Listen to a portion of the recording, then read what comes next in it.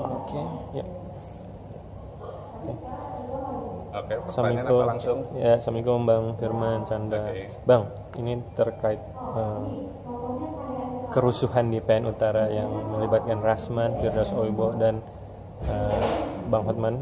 Menurut Abang sebagai praktisi hukum sesama advokat, pengacara juga, melihatnya seperti apa sih Bang, dan tanggapan seperti apa Bang? Oke, saya Dr. Firman Chandra, saya advokat, praktisi hukum dan pengajar di Majelis Ilmu Hukum.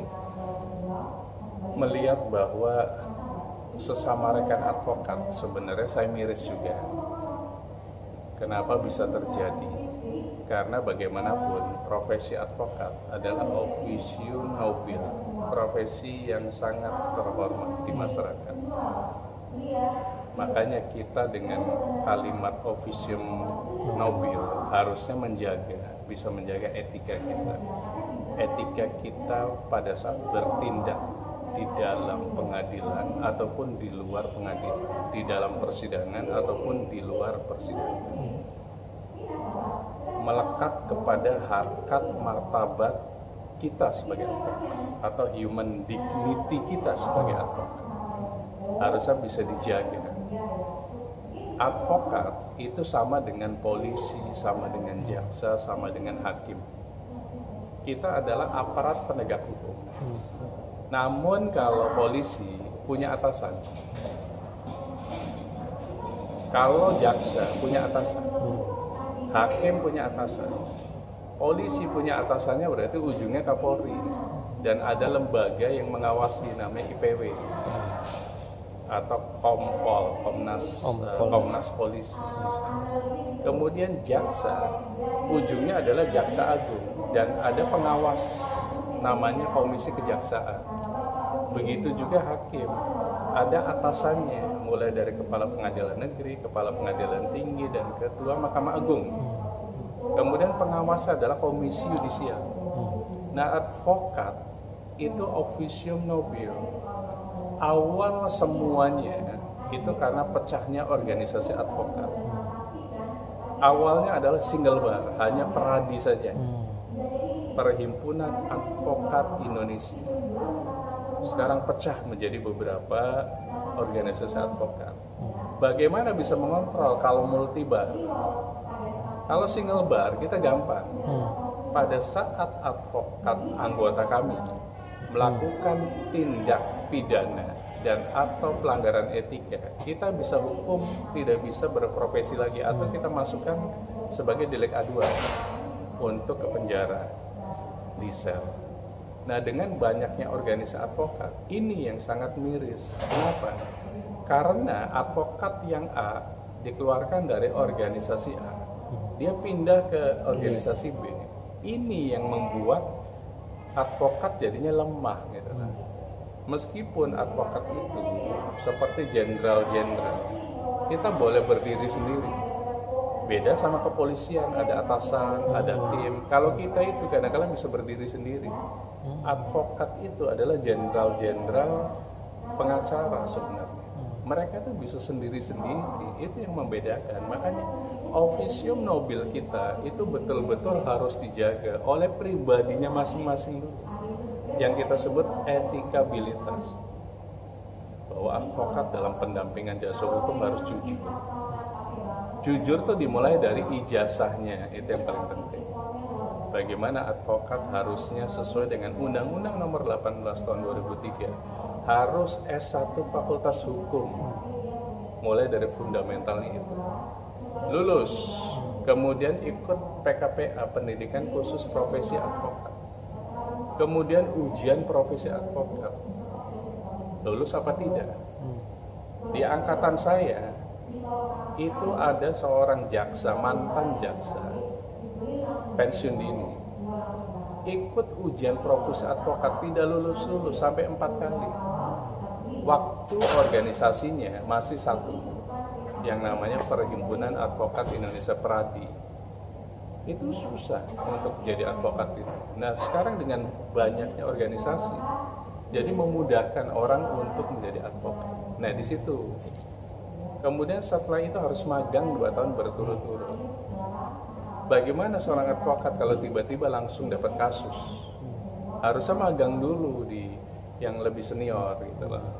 Harusnya dia bisa mengerti hukum itu apa sih?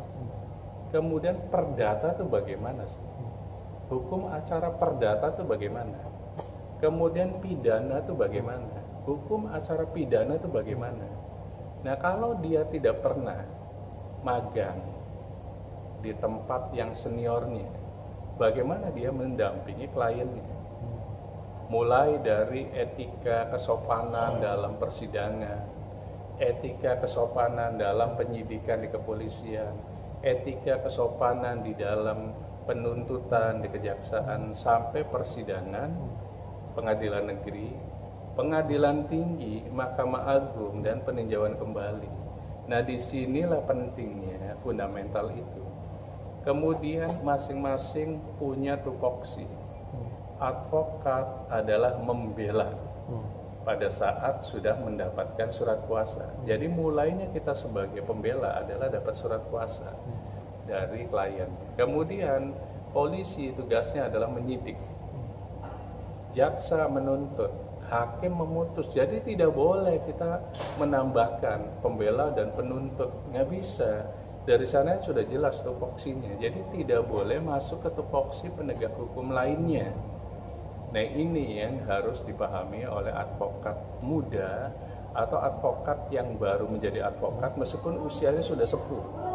Ada juga yang mantan polisi, jenderal, pensiun jadi advokat. Ada. Namun dia harus magang juga, tidak boleh langsung jadi advokat, semestinya begitu. Bang, terkait Firdaus Elbo yang naik ke atas meja persidangan dan juga Rasman ingin ibaratnya menghampiri Bang Hotman yang terkait kayak adu fisik gitu, ini mencederai keagungan dari pengadilan nggak sih Bang sebagai seorang hakim yang mulia? Terus menurut Abang sendiri itu bisa dicopot nggak sih Bang sebagai profesi sebagai advokat si Firdaus dan atau Rasman? Menurut Abang sendiri gimana?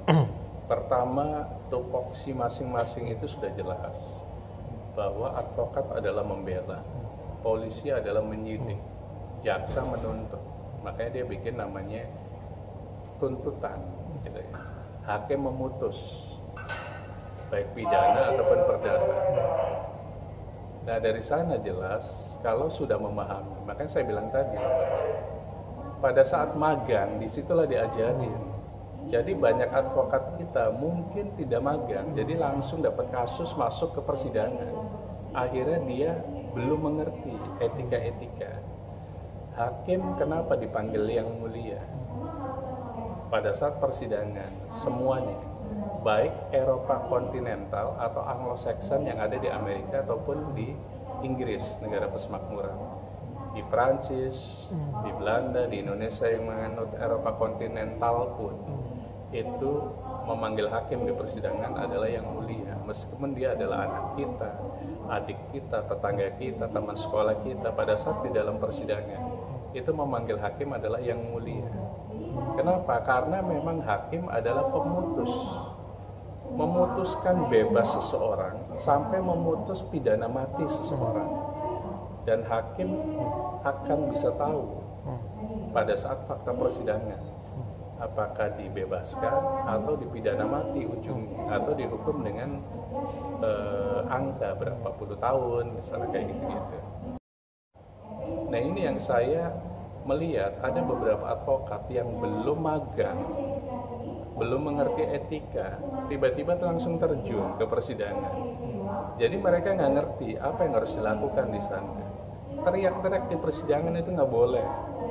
Melawan majelis hakim itu nggak boleh. Melawan jaksa penuntut umum itu nggak boleh. Karena apa, masing-masing punya tupoksi gitu. Kenapa kita harus melawan mereka? Fokus aja di persidangan. Kalaupun ada saksi fakta atau saksi pelapor, ya fokusnya ke situ, nggak usah fokus ke hakim dan lain-lain. Kemudian terkait mendekati saksi pelapor, ya sepanjang tidak untuk hal-hal yang sifatnya dugaan tindak pidana ya sah saja. Tapi jangan di dalam persidangan, kalau bisa di luar persidangan. Jadi jangan mendekati di dalam persidangan. Apa yang terjadi? persidangan itu seperti layaknya perang. Perang antara, kalau perdata itu antara penggugat dan tergugat. Kalau pidana antara pelapor dan terlapor. Pelapor sudah menjadi tersangka, berarti terlapor itu akan diwakili oleh jaksa penuntut umum. Kalau sudah jadi tersangka, naik ke persidangan jadinya terdakwa, itu diwakili oleh pengacara. Carilah pengacara yang wise, yang memiliki etika tinggi. Karena bukan masalah menang kalah, tapi bagaimana mencari kebenaran.